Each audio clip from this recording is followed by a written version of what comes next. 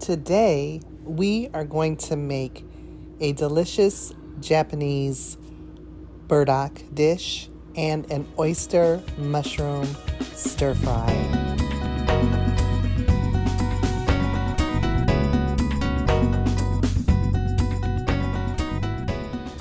Okay, so today we have a lot of food prep kind of to do. I went and bought all this great stuff from 168 Asian Mart. Look at this big package of burdock root here. We have oyster mushrooms and baby bok choy here. I have these garlic sprouts, some fresh cilantro, which I do not want to go. That cilantro sits in the refrigerator and ends up going bad, so we're not gonna let that happen to you. We have some beautiful tri-colored peppers, too.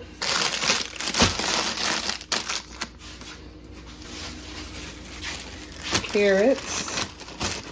I already had these carrots. And we have green onions, or should I use red onions since we have this sort of as the same? Maybe I'll use a red onion. Okay, a red onion. Let's see. Wow, it's a lot of great stuff, isn't it? That's a lot of great stuff. You know, good, fresh food. I had slipped back into my restauranting ways, which nothing is wrong with going to the restaurant every now and then, but my wallet was crying about that, and probably my waistline too, but we're not talking about that. Anyway, what I want to do today is make a oyster mushroom stir fry and a burdock root and carrot dish that will show us a way that burdock is used for food in Japan. Okay, so I'm trying to think ahead because I have a lot of fresh things and I don't want them to go bad. And I have a salad bag that's on its last leg. So what I'm thinking, this is a really big box of oyster mushrooms here. Oh, they're taped shut. Okay, here we go. Look at that. Look at that. Beautiful. That's 4. Looks like 4, no, 5. Gorgeous. They're small, but mighty. These would be great in the stir fry. What I think I'll do, look at these beautiful mushrooms here. Now look at this beautiful package of mushrooms. I mean, my goodness. So maybe I'll use half in my stir fry and the other half I will maybe just season and saute them and use them and have a nice mushroom salad tomorrow, because I don't like eating the same thing over and over and over again. Okay, so the first thing I'm going to do is I'm working on my Gobo dish, which is called Kinpira.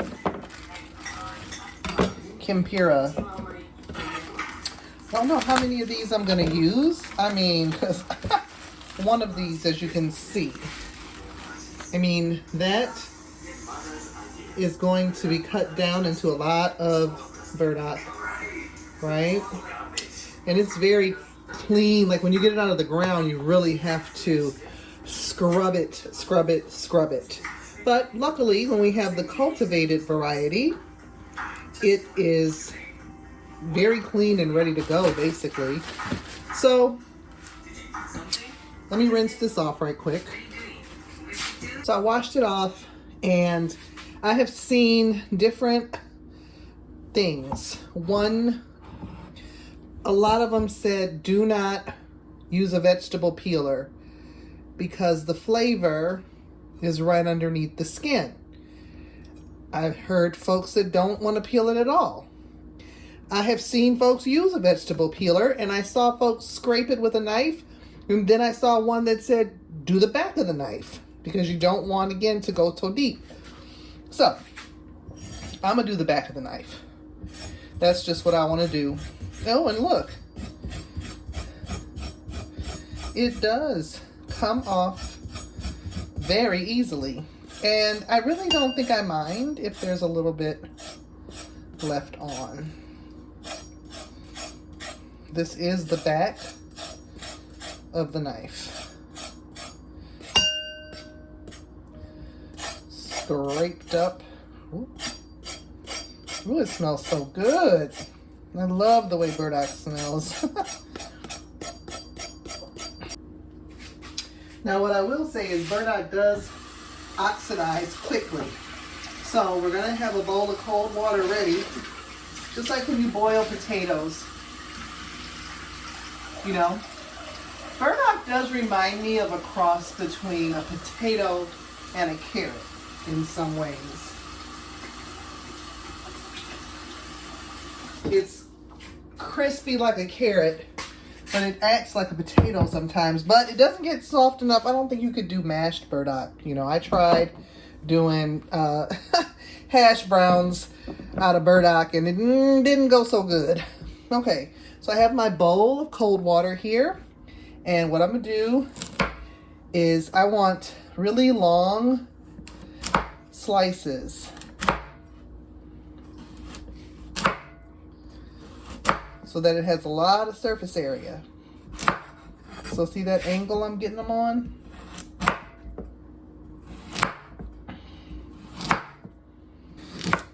And once we have it cut at that angle, I'm gonna go back now and cut this into little matchsticks.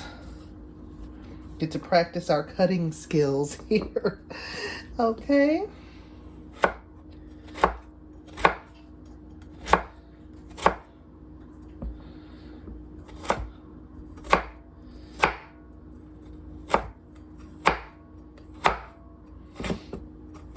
I'll speed it up so that it looks really impressive.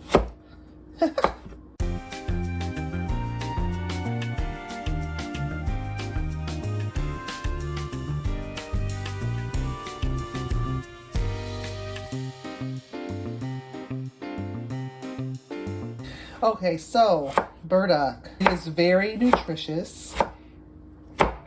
It's full of a lot of vitamins, minerals, and all kinds of good stuff. Some of the ways you can prepare it: you could stir fry it. You could add it to soup. I would add it fresh. If we're going to add it to soup, I'm adding it fresh, unless I just want to infuse the broth with burdock goodness. Now, if you had harvested this yourself, you could prepare it in the same way. The skin, like I said, it brings a lot of dirt in with it, and the skin tends to be darker in color, but it is still thin. And you could probably still scrape it with the back of a knife.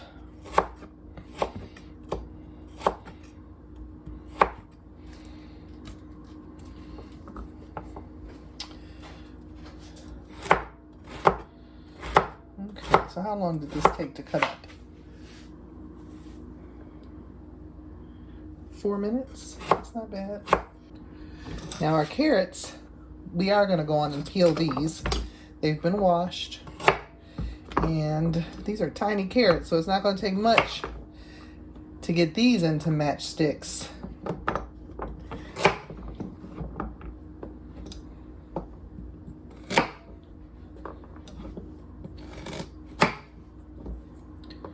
So let's just quickly give them a little twirl here. I did see a recipe in one of my herbal books for braised burdock by itself. So that's an option. If carrots aren't your thing, you can try just making the braised burdock by itself. But a lot of the recipes, when I went online to do some research for this particular, like, more traditional dish, featured carrots. So we gonna feature carrots.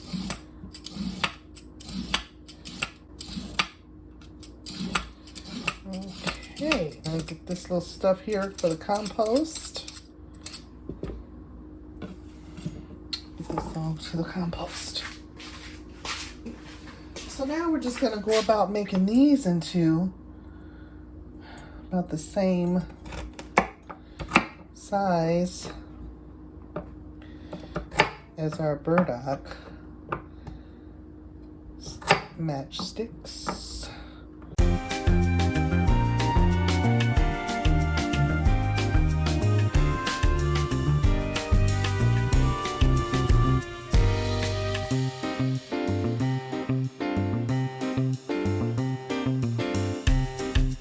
We have 1 tablespoon of soy sauce.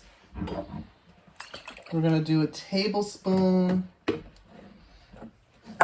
of mirin.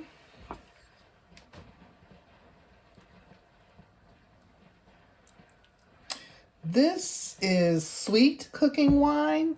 This is a tablespoon of sake too, but I'm going to just use rice vinegar because I don't have any sake. And since this is sweet, I wonder how sweet this is. Ooh, that's sweet. Okay, yeah. Let's use this vinegar. So that's just the plain rice vinegar. And now we're going to add 2 teaspoons of sugar.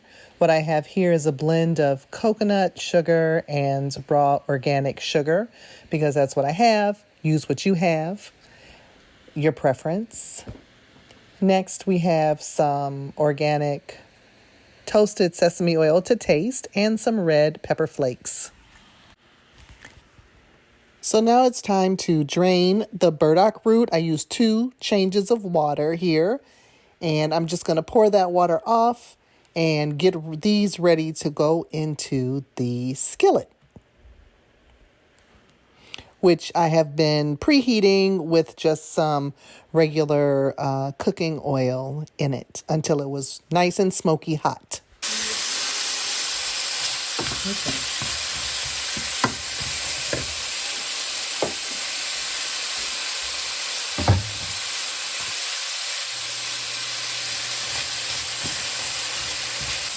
Okay. Now we're going to add our soy sauce.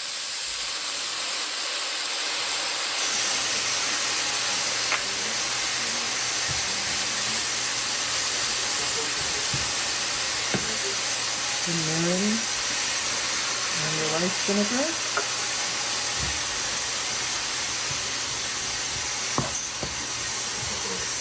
And the sugar.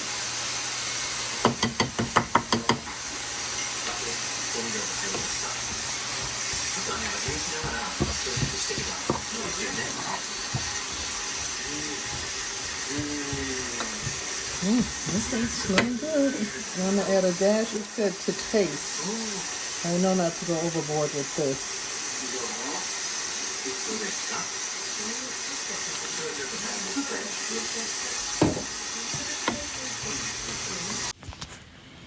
So after that has sauteed for a while, we're going to let it simmer to get a little more tender. And we're going to finish it off with some furikake seasoning. I didn't have any white sesame seeds, which are traditional, but this blend has white sesame seeds in it as well as seaweed. So use what you got. It was delicious though. So we're just going to set this aside and now start working on our vegetables for our stir fry. So if you have ever made stir fry, you know that the bulk of the work comes from prepping those vegetables. So you might as well just put on some good music and set the mood for chopping, because that is what you're going to be doing a lot of. We have our red pepper here and these garlic sprouts, which are amazing. They are very pungent, very, very garlicky. And I think I'm going to be using these a lot. Then we're going to waste not, want not, chop up the top of that red pepper. We're going to add some beautiful red onion to our mix. And then we're just going to get that baby bok choy ready to go. We're going to spend a little time making the sauce, so it'll be good to have these vegetables all ready. So now we're going to make a sauce for our mushrooms for cooking this in. So that's what makes the difference between a good stir fry and a not so good stir fry for me. So we have 1/4 cup of water, 2 tablespoons soy sauce. Okay. I just need to be patient, huh? Oh, there we go. No, don't just start. There we go. A tablespoon of vegan oyster sauce. Okay. Now I'm adding 2 teaspoons of sugar. Again, this is coconut sugar. You can do brown sugar. 2 teaspoons of rice vinegar. Teaspoons. Hold on. Oh, Lord, that's way too much. Okay, let's put that back. 2 teaspoons of rice vinegar. And because this is reminiscent of pepper steak, this is sort of a vegan pepper steak, we're going to add black pepper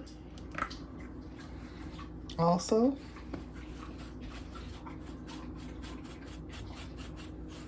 Bunch of black pepper to that. All right. Next, I am adding 1 1/2 teaspoon of toasted sesame oil. We have 1.5 teaspoons, about, I think, of cornstarch.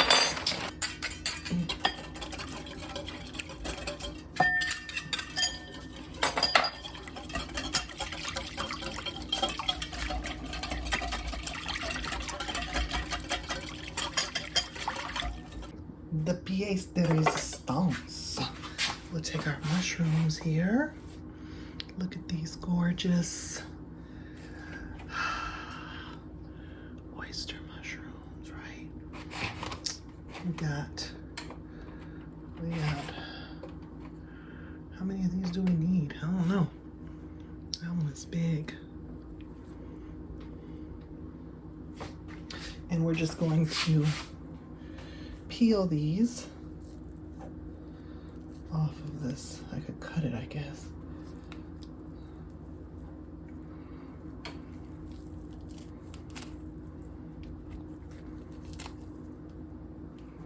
I'll go back and cut off that bottom part.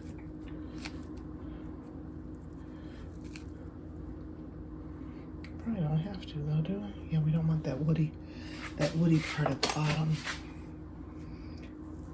So let's just cut them up here a little bit so that they don't have that tough. Now that base we can use for making a soup stock because it's got flavor. Just because it's tough don't mean it ain't got flavor. Here, let's just do this.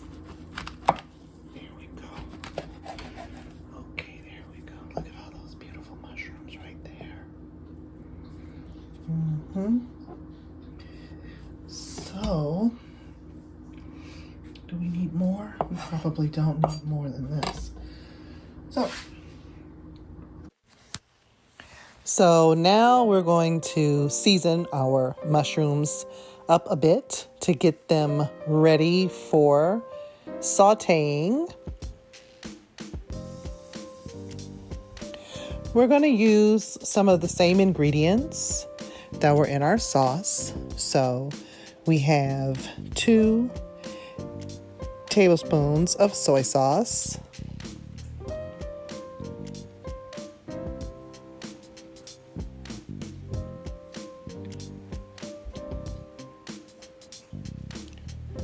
we're going to add just a generous pinch of sugar that helps with browning and caramelizing the mushrooms. And then we're just going to add a splash of mirin.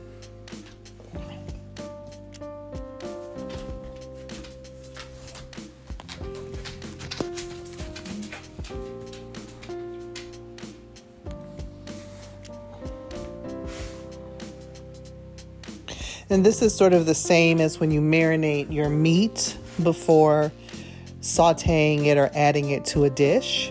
So we're just going to toss that a little bit. We have our fire on for a nice hot skillet. And we're just going to put our mushrooms in and let them take some time on each side so that they get nice and brown.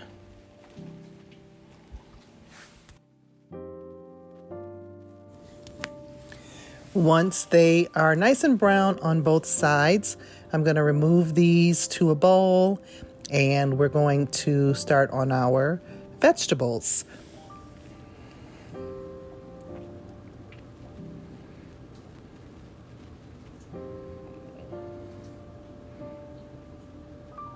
I'm going to add about a tablespoon of olive oil,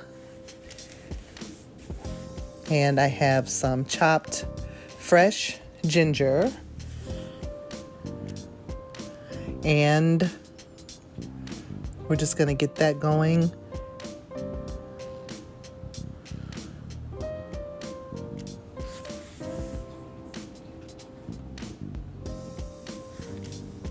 And then we're going to add all of our fresh vegetables.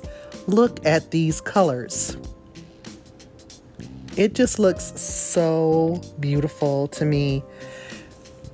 That's one of the things that I really do appreciate about a good stir fry, when it's really like vibrant and full of a variety of wonderful vegetables.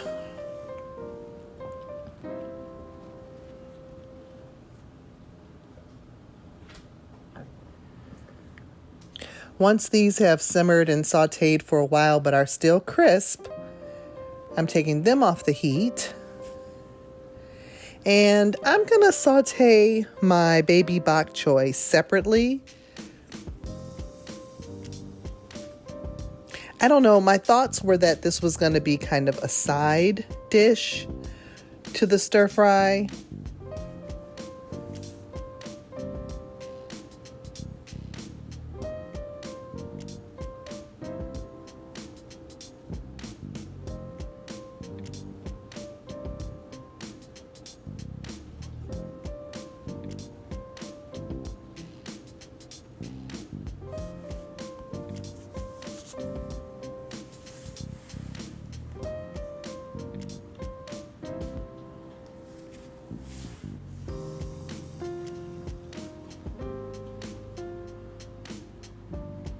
But once they got wilted and I had stirred them around a bit, I just decided to add everything back into the pot.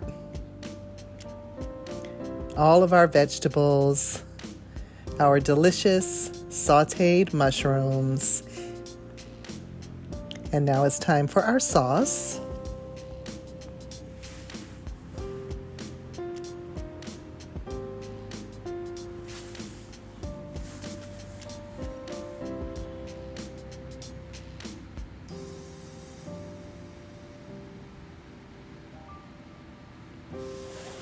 And now we're just going to let that simmer until the sauce thickens. That's the purpose of the cornstarch. Once it simmers for about a minute, you will see it thicken up. Look at that. Look at that. into a silky, flavorful sauce that coats everything.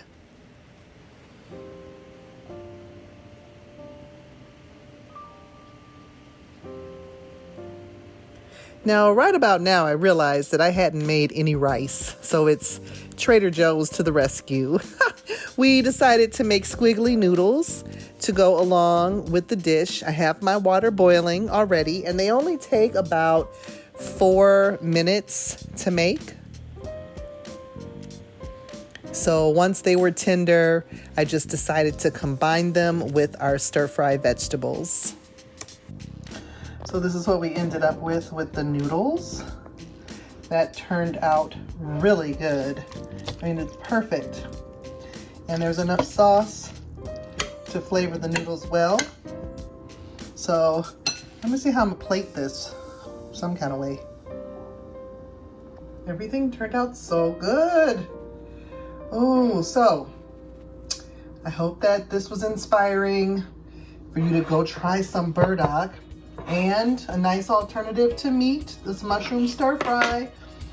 And we have enough for a whole nother meal, or this would have served probably 3 people, 2 or 3 people. So thank you for watching. If you like this kind of content, please like this video and subscribe. And until I see you the next time, peace.